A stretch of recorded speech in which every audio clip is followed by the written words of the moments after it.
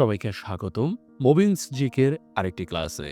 আজকের এই ক্লাসে বা আজকের এই ভিডিওটিতে আমরা আলোচনা করার চেষ্টা করব সংবাদপত্র নিয়ে।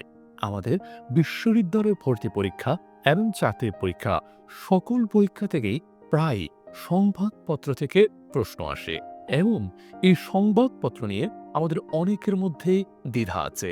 কোনটি এ অঞ্চলের প্রথম সংবাদপত্র, কোনটি বাংলা ভাষার প্রথম সংবাদপত্র, অথবা কোনটি বাংলাদেশের প্রথম সংবাদপত্র, এটি নিয়ে আমাদের অনেকের মধ্যেই প্রশ্ন আছে। আজকের এই ছোট্ট ভিডিওটিতে আমরা সংবাদপত্র সম্পর্কিত এই বিষয়গুলো একদম বিস্তারিত জানার চেষ্টা করব। তাহলে আসুন বোর্ডে দেখা যায়। প্রথমেই আমরা যে নামটি লিখেছি বেঙ্গল গ্যাজেট। বেঙ্গল গ্যাজেট এই অঞ্চলে অর্থাৎ ভারতবর্ষে, এই অঞ্চল অর্থাৎ ভারতবর্ষের প্রথম মুদ্রিত সংবাদপত্র ছিল বেঙ্গল গ্যাজেট। আমরা এখানে চমৎকার করে একটা লাইন লিখেছি, ব্রিটিশ ভারতের প্রথম মুদ্রিত সংবাদপত্র। তাহলে আপনাকে যদি বলা হয় ভারতবর্ষের প্রথম সংবাদপত্র কোনটি, অথবা আপনাকে যদি বলা হয় আমাদের এই অঞ্চল থেকে বা পুরো ভারতবর্ষ থেকে প্রথম কোন পত্রিকাটি বের হয়েছিল, উত্তরটা করতে হবে বেঙ্গল গ্যাজেট। এই ক্ষেত্রে বলে রাখা ভালো, এটা এই অঞ্চলের প্রথম সংবাদপত্র হলেও এটি কিন্তু বাংলা ভাষায় ছিল না। নামটা শুনেই আমরা বুঝতে পারছি বেঙ্গল গ্যাজেট এটি ছিল ইংরেজি ভাষায় রচিত। তাহলে আমরা চমৎকার করে বুঝতে পারি বেঙ্গল গ্যাজেট ছিল ইংরেজি ভাষায় রচিত। আরও একটা ব্যাপার জেনে রাখা দরকার, এটা কিন্তু ভাই ভারতবর্ষের বলেছি আমরা কিন্তু বাংলাদেশের বলিনি। অর্থাৎ বোঝাই যাচ্ছে এটা কলকাতা থেকে প্রকাশিত হতো, এটি কলকাতা থেকে প্রকাশিত হতো। এবং যে মানুষটি এটি প্রচার করেছেন তার সম্পর্কে যদি একটু জানি, এটির সম্পাদক ছিলেন James Augustus Hicky. James Augustus Hicky তিনি ছিলেন বেঙ্গল গেজেটের সম্পাদক। এই ভদ্রলোক জাতিতে একজন স্কটিশ মানুষ ছিলেন। তিনি 2 বছর পর্যন্ত দেনার দায়ে জেল খেটেছিলেন। জেল থেকে বের হওয়ার পর তিনি এই পত্রিকাটির সম্পাদনা করা বা প্রকাশ করা শুরু করেন।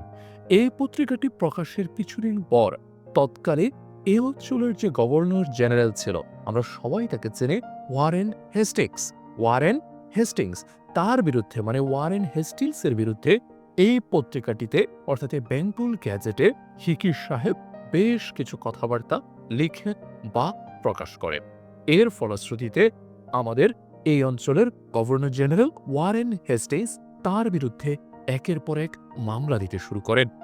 এক পর্যায়ে অগাস্টাস হিকিকে গ্রেপ্তার করা হয় এবং জেলে বসেই এই পত্রিকাটি বেঙ্গল গ্যাজেট এটি তিনি প্রকাশ করতে থাকেন।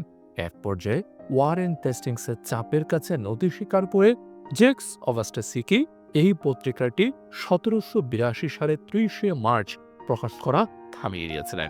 শুরু করেছিলেন 1780 সালে, শেষ করেছেন 1782 সালে। তাহলে এই অঞ্চলের প্রথম সংবাদপত্র হচ্ছে অগাস্টাস হিকি কর্তৃক প্রকাশিত বেঙ্গল গ্যাজেট। বেঙ্গল গ্যাজেট। এরপর আমরা যদি একটু নিচে আসার চেষ্টা করি, এবার বাংলা ভাষা এ অঞ্চল দেখে ফেলেছি। এবার আমরা দেখতে চাই বাংলা ভাষা।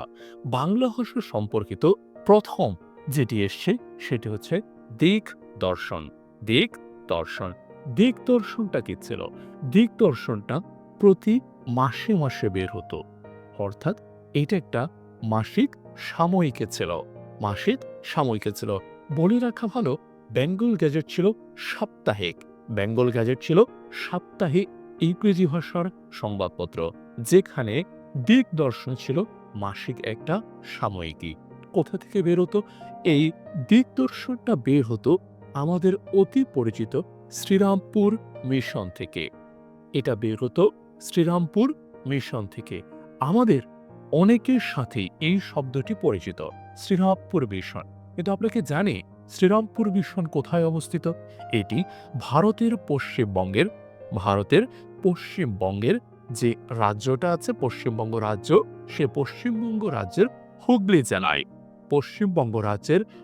জেলায় অবস্থান করছে শ্রীরামপুর মিশন। এটি একটি ব্যাপটিস্ট মিশন ছিল। যেখানে আমাদের এই অঞ্চলে ইংরেজ শাসন প্রতিষ্ঠিত হওয়ার পর ইংরেজরা এসে আমাদেরকে খ্রিস্টান ধর্মে দীক্ষিত করার জন্য তারা অনেকগুলো মিশন স্থাপন করে। তার মধ্যে একদম প্রথম দিকের একটি মিশন হচ্ছে শ্রীরামপুর মিশন। এই শ্রীরামপুর মিশন থেকে বাংলা ভাষায় প্রকাশ হওয়া প্রথম সাময়িকী, আমি শব্দটা আবারও বলছি, বাংলা ভাষায় প্রকাশ হওয়া প্রথম সাময়িকী হচ্ছে এই দিক দর্শন, যেটি সম্পাদনা করেছেন জন ক্লার্ক মার্শম্যান। জন ক্লার্ক মার্শম্যান, আমরা অনেকেই ওনার বাবার নামটা জানি, জোশুয়া মার্শম্যান। জোশুয়া মার্শম্যান ছিলেন একজন খ্রিস্টান ধর্মপ্রচারক, ঠিক আছে? এই কারণে তিনি মিশনে এসেছিলেন। আর তার ছেলে প্রথমবারের মতো বের করেছিল দিক দর্শন, বাংলা ভাষার প্রথম মাসিক সাময়িকী। এরপর আমরা যদি একটু নিচে নামি, আমাদের অতি পরিচিত সমাচার দর্পণ, এটি হচ্ছে বাংলা ভাষার প্রথম সংবাদপত্র। কেননা এই যে সংবাদপত্রটির কথা বলছি, এটি ছিল সাপ্তাহিক, এটি কোনো সাময়িকী ছিল না। অর্থাৎ দিগদর্শনটা যেখানে মাসে মাসে বেরোতো, সেখানে আমাদের এই সমাচার দর্পণটা প্রতি সপ্তাহে বেরোতো। তাই এটা প্রথম সাপ্তাহিক সংবাদপত্র বা প্রথম সংবাদপত্র। আর এটিরও সম্পাদক ছিলেন জন ক্লার্ক মার্শম্যান। আমরা সহজেই বুঝতে পারছি এটি কোথা থেকে বেরোতো। এটিও সেই আগের জায়গা, অর্থাৎ শ্রীরামপুর মিশন থেকে প্রকাশিত হতো সমাচার দর্পণ। এটি বাংলা ভাষার প্রথম সংবাদপত্র, এবং যেহেতু এটাও প্রকাশিত হতো শ্রীরামপুর থেকে, এটা হয়েছে কলকাতা থেকে, তাহলে বোঝাই যাচ্ছে এগুলোর কোনোটাই বাংলাদেশ থেকে প্রকাশিত হয়নি। তাহলে বাংলাদেশ থেকে প্রকাশিত প্রথম সংবাদপত্র কোনটি? বাংলাদেশ থেকে প্রকাশিত প্রথম সংবাদপত্র হচ্ছে রংপুর বার্তাবহ। নাম শুনেই বোঝা যাচ্ছে এটি রংপুর থেকে প্রকাশিত হতো। আর এটির যিনি প্রথম সম্পাদক ছিলেন তিনি হচ্ছেন গুরুচরণ শর্মা রায়।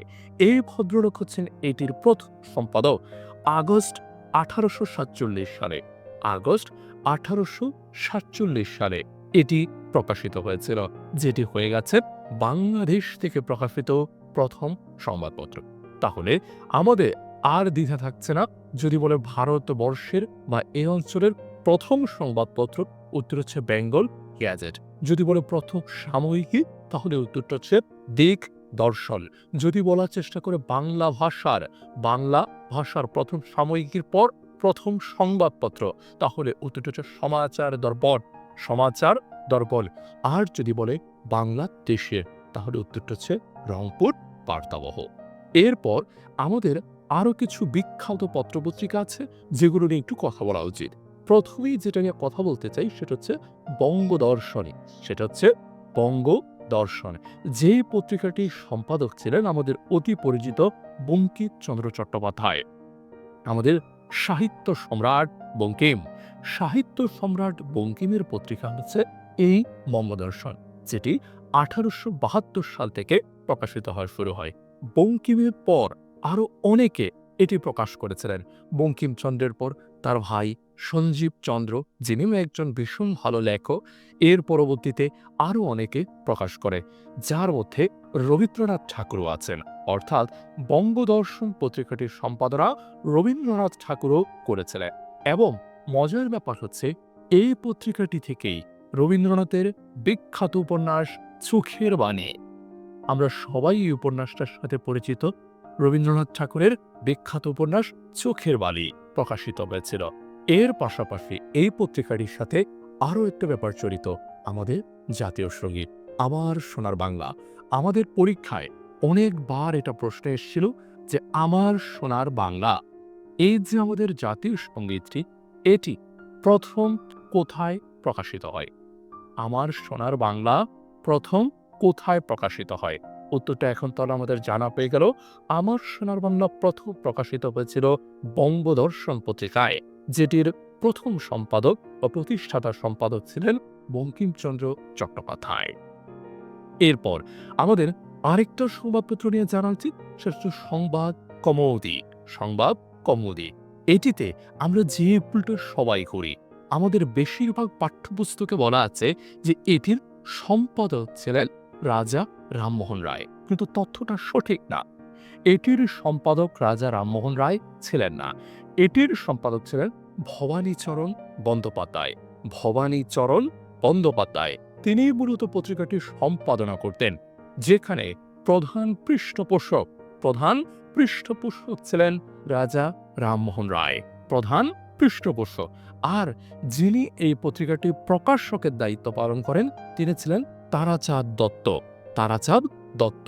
সমস্যার জায়গাটি হচ্ছে আমাদের পরীক্ষার অপশনে তারাচাঁদ দত্ত এবং এই ভবানীচরণ বন্দ্যোপাধ্যায় কেউই থাকেন না। যখন কেউই থাকেন না তখন হচ্ছে আমাদেরকে উত্তরটা দাগাতে হবে রাজা রামমোহন রায়। কিন্তু যদি অপশনে ভবানীচরণ থাকে তাহলে উত্তরটা কিন্তু ভবানীচরণ দেখাতে হবে সংবাদ কৌমুদির জন্য। সংবাদ কৌমুদি। এরপর আমাদের আরেকটা পরিচিত সংবাদপত্র জ্ঞানান্বেষণ। জ্ঞানান্বেষণ। জ্ঞানান্বেষণ পত্রিকার সম্পাদক ছিলেন দক্ষিণারঞ্জন মুখোপাধ্যায়। দক্ষিণারঞ্জন মুখোপাধ্যায়। এটি নিয়ে কেন আলোচনা করছি? কারণ এই জ্ঞানান্বেষণ যে পত্রিকাটি, জ্ঞানান্বেষণ এই পত্রিকাটি খুবই গুরুত্বপূর্ণ। কেননা এটি তৎকালীন ভারতের আমাদের অনেকেরই পরিচিত শব্দটা ইয়ং বেঙ্গল। ইয়ং বেঙ্গল যে গ্রুপটা ছিল বা ইয়ং বেঙ্গল যে গোষ্ঠীটা ছিল, সেই গোষ্ঠীর মুখপত্র ছিল এই জ্ঞানান্বেষণ পত্রিকা। আমরা নিশ্চয়ই জানি ইয়ং বেঙ্গল গোষ্ঠী কাদেরকে বলা হয়। ইয়ং বেঙ্গল গোষ্ঠী আপনারা জানেন কিনা একটু কমেন্ট বক্সে বা মন্তব্যের ঘরে জানান ইয়ং বেঙ্গল গোষ্ঠী কাদেরকে বলে। যদি না জানা থাকে সেটিও জানাতে পারেন, পরবর্তীতে নিশ্চয়ই এটি নিয়ে বিস্তারিত ভিডিও থাকবে। তাহলে ইয়ং বেঙ্গল গোষ্ঠীর পত্রিকা বা মুখপত্র ছিল এই জ্ঞানান্বেষণ। প্রথম সম্পাদক ছিলেন দক্ষিণারঞ্জন মুখোপাধ্যায়। এরপর আমাদের যে পত্রিকাটি আছে সেটি হচ্ছে তত্ত্ববোধিনী। তত্ত্ববোধিনী পত্রিকার প্রথম সম্পাদক ছিলেন অক্ষয় কুমার দত্ত। এটি কেন আলোচনায় আসছে? কারণ তত্ত্ববোধিনী সভার মুখপত্র ছিল এই পত্রিকা তত্ত্ববোধিনী। তত্ত্ববোধিনী সভা কি? এটির প্রধান পৃষ্ঠপোষক মূলত ছিলেন রবীন্দ্রনাথ ঠাকুরের পিতা মহর্ষি দেবেন্দ্রনাথ ঠাকুর। তারা ব্রাহ্ম সমাজ প্রতিষ্ঠা করার চেষ্টা করেছিলেন। আর সেই চিন্তা ভাবনাগুলো যে পত্রিকাতে প্রকাশিত হতো সেটাই হচ্ছে এই তত্ত্ববোধিনী। এবং এই পত্রিকাতে ঈশ্বরচন্দ্র বিদ্যাসাগর থেকে শুরু করে আর অনেক বিখ্যাত মানুষ লেখালেখি করেছেন। আর এ কারণেই এই পত্রিকাটি এতটা গুরুত্বপূর্ণ হয়ে উঠেছে।